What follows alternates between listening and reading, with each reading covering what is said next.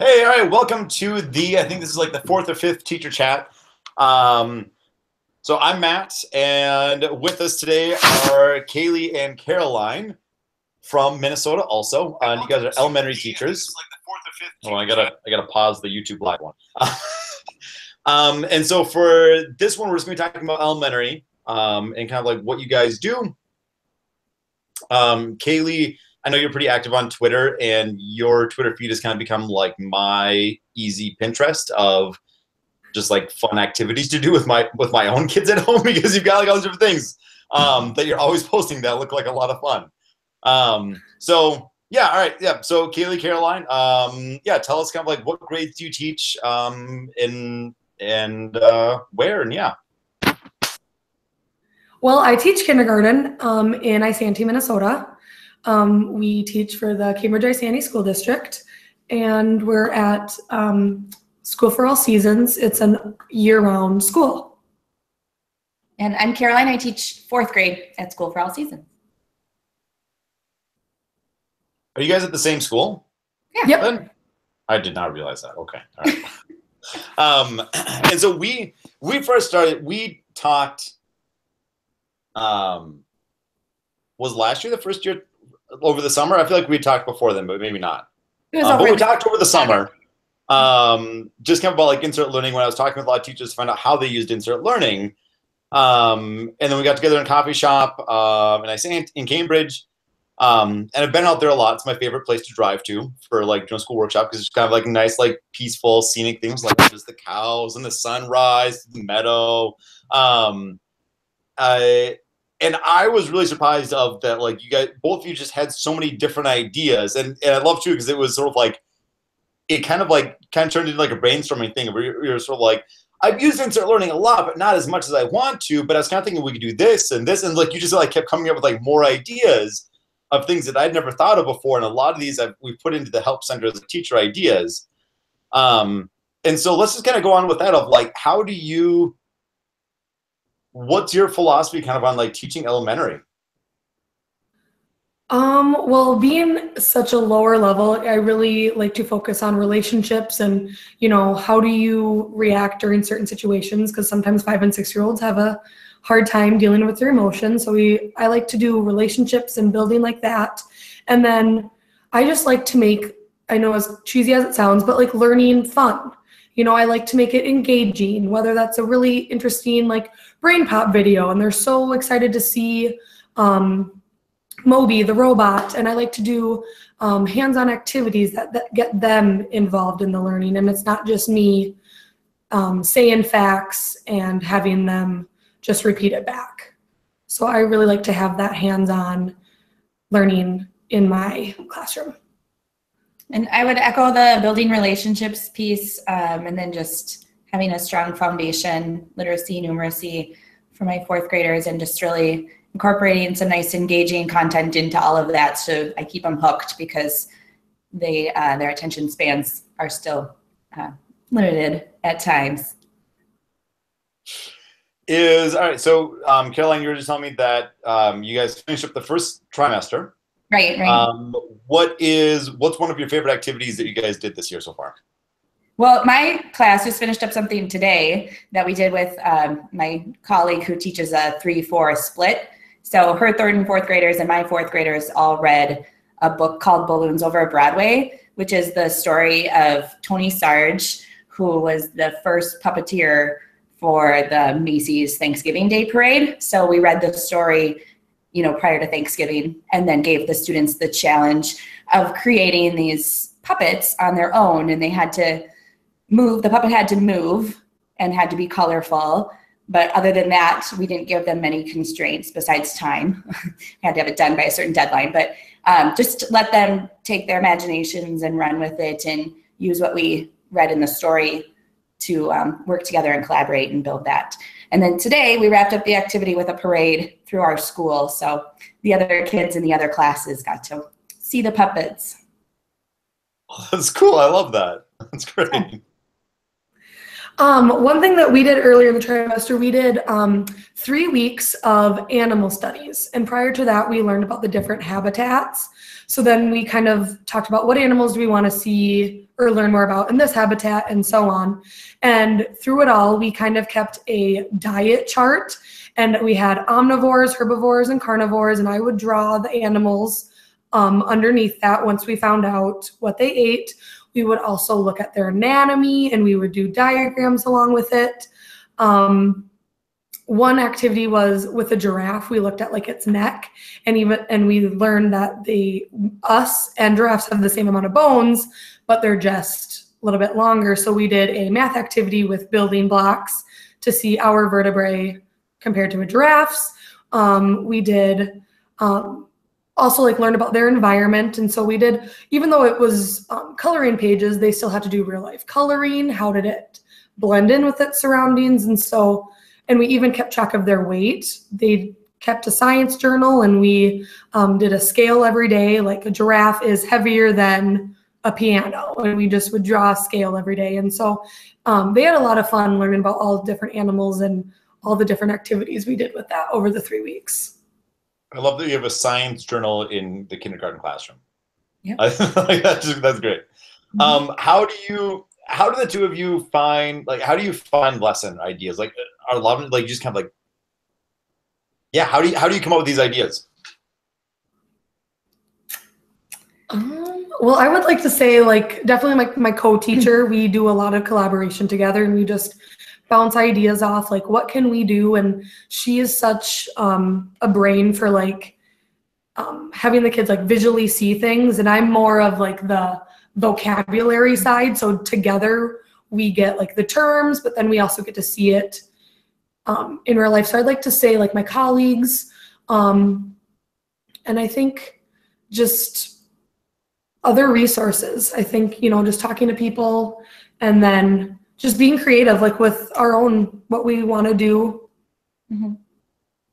Yeah, I would agree with the colleague thing. My colleague and I kind of put our heads together on the parade and all of that. So that was a collaborative effort. And then Twitter's been a big, for me as well, just finding people who are like-minded and want to think outside the box and, cover the standards, but in a different way. So that's been helpful, and other blogs and things as well. And I think a big thing too, like, is our STEAM focus. Like, we like to do a lot of blended learning. How can we do math and science together? How can we do reading and science together? Like my classroom, we like to listen to different fairy tales, and we'll listen to different versions, and then we'll do compare and contrast. But at the same time, we will do an engineer project.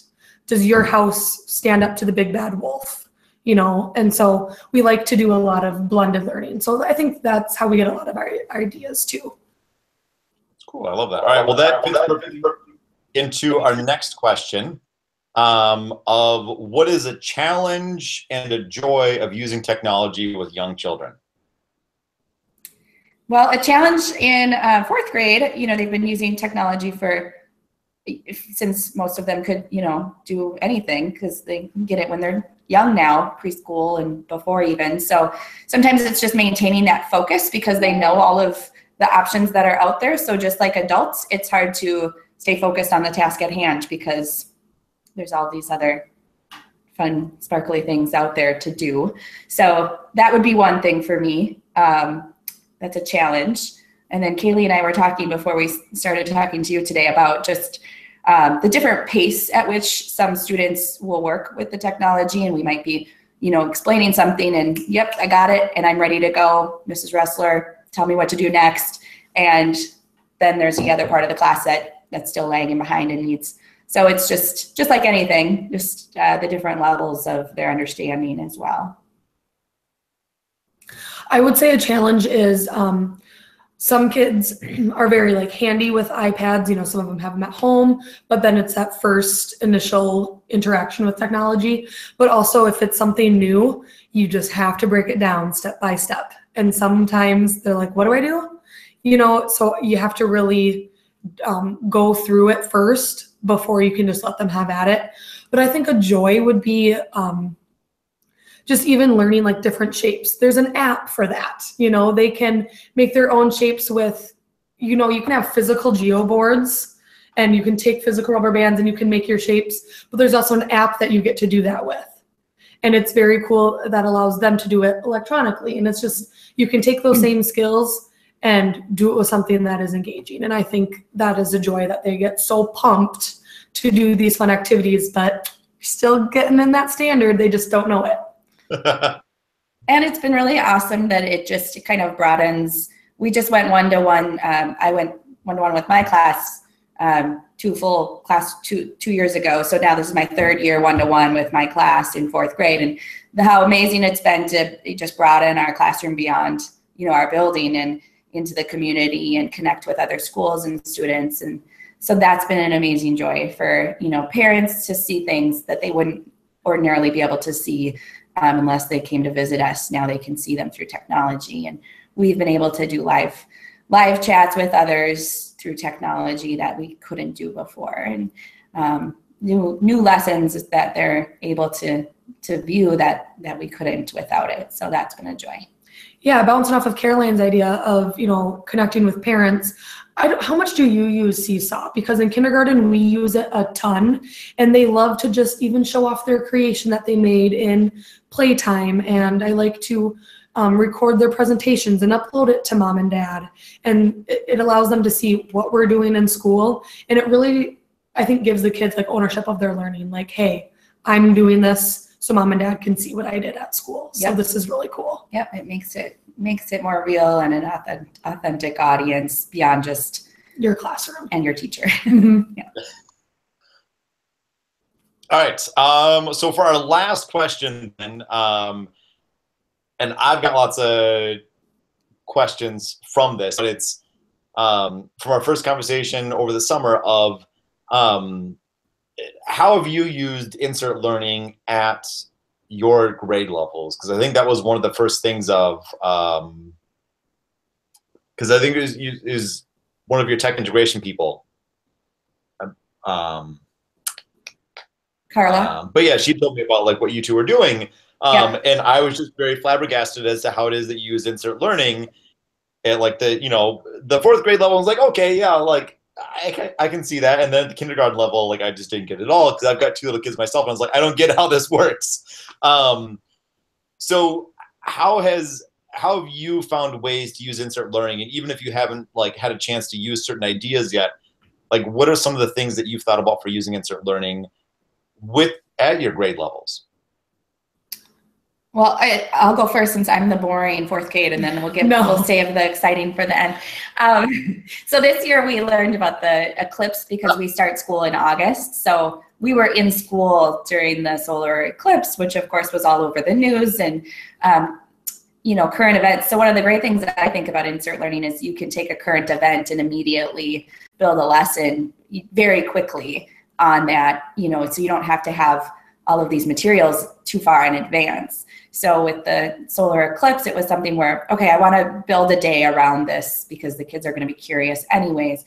So we had built some pinhole viewers with cereal boxes, just like the rest of the intermediate crew had done. But then I took an article that I found from NASA, and it was a higher reading level than most of my students would be able to read. And so I partnered them intentionally, with a higher reader with a more struggling reader. And then I had plugged in questions to insert learning. Some were, reading comprehension skills that we were working on already. So it was just integrating those literacy skills that we needed to cover. And then some was some science questions, like there was a drawing and it was, there was a caption that said, this drawing is not to scale, and it explained why we can't fit a drawing of Earth and the sun on the same page to scale, because you wouldn't be able to see the Earth. And so it was getting them to interpret that caption and understand all of that science. And they partner read it and had to respond and highlight and all of that. So it's kind of taking that difficult science content in it and allowing them to explore it together without me just having them sit and get. Well, it's fine like that. Did any of the students like pick up the fact that they were reading it on NASA? I think, yeah, absolutely. Yeah, they knew it was a NASA article because it was in there. Yeah. Did you make that into a Google Classroom assignment, or was it just an activity? Yep. So I, used the insert extension, and then assigned it through Classroom, which is real easy to do. And that's part of our August, a big part of August for me is doing what we call our just like Chrome 101, you know, it's just, here's how you use your Chromebook, and these are the different programs we're going to use during the year. So they're just getting comfortable with Google Classroom at that point. And insert learning is just one more thing, but they, you know, because it's just natural to them, unlike many adults, you know, with this generation, it's just natural. So they just picked it up.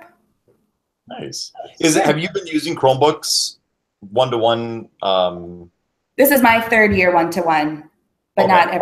not every class has. I just tell, because we're a STEAM school, we're a little bit ahead of the rest of the district. But and then prior to that, we were about half the class had them. All right, we're gonna have to talk more. We just added in grades K through 5 in my school. Oh. We added in Chromebooks, and there's been a lot of questions of like, how do I use Chromebooks with my kids, and what skills should they have, and a lot of things of where it's, you know, a lot of questions. So we'll have to talk more about that. Yeah. So awesome. All right, Kaylee, what about you? Well, I really like how in 4th grade, like it's very independent and, you know, it's something that they can do. But on the kindergarten side, it's something very whole group and we're going to have to do together. And so I haven't used it yet this year, but I definitely want to, because last year it was nice. So I found this article on ants, and we were learning about the family and the colonies of the ants. And it was cool because I got to upload a video from YouTube, and then I got to ask the whole group a question like, what ant does this job? And then we did a multiple choice question. But through it all, because since they cannot read that big of an article or those words, I videotaped myself giving a summary of this paragraph. And then, so instead of me teaching in front of the class, the kiddos just got to see me in a video, and they thought that was pretty cool. So they got to watch that. And then, so as we were learning about, you know, the science content, we got to use this cool new program that allowed me to use multiple things, you know, me to talk at them, used a video as an example, asked them questions, did a turn and talk, you know, so it was very cool to use that at a kindergarten level. Cool. And all right. And so why was it that you wanted students, like, why'd you use the article instead of just doing a presentation? I think it was cool for them to see that they can get information and you can research things on the internet. And I think, you know, that just opens a lot of doors. Even when they ask me, you know, they need to know, like, I am not all knowing. I don't know the answer to everything. Let me go and research it. Let me take initiative and use what I know to find out more. And so I think that was kind of cool for them to see, oh, Miss Simonton maybe did not know everything about ants, so she read about it on this article, and now she's telling us about what she read on the article. Mm-hmm. Cool. I like that. It's that building that I can learn on my own kind of thing. I like it. Okay. All right. Well, we are at the end of our time, unfortunately. So it's 6:20, and I want to thank you both very much for joining our teacher chat today and kind of showing what you do. And Kaylee, it was awesome that you were able to join us too, since you lost power and you had to race over to Caroline's house tonight. So thank you very much. We'll post this video on our YouTube channel and on Twitter also. And we didn't really get into like the new lesson library or anything like that. But we'll be posting some things on there. And this has just been a great evening. So thank you very much, and have a great second semester and a good winter break coming up. Thank you. You too. Bye.